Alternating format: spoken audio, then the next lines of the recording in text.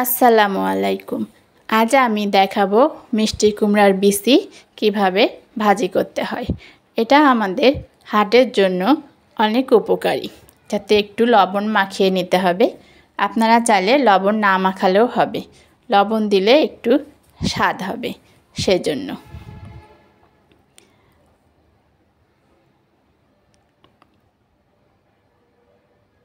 এভাবে মাখিয়ে নিয়ে তারপরে আস্তে আস্তে একদম লো হিটে এটাকে ভেজে নিতে হবে।